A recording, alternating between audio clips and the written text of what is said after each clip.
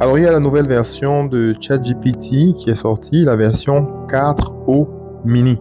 Il y a bien entendu beaucoup de choses à dire par rapport à ça, mais aujourd'hui, je te partage les points les plus essentiels de mon point de vue.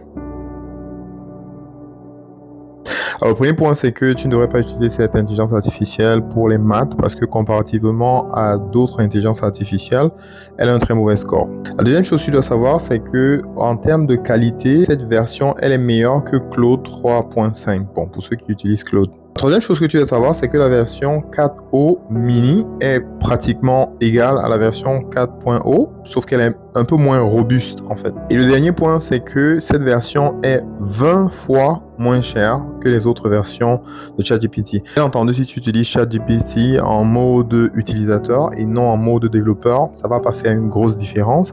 Par contre, les personnes qui utilisent la version API de ChatGPT et donc qui payent par transaction, en fait, vont voir une grosse différence sur ce point en fait.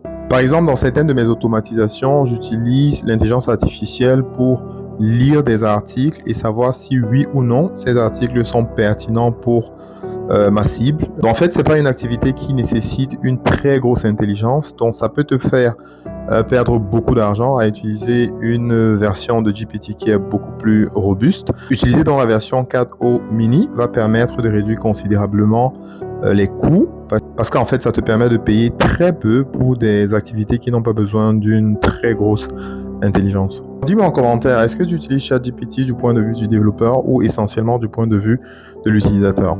Rendez-vous à la prochaine vidéo et d'ici là, porte-toi bien.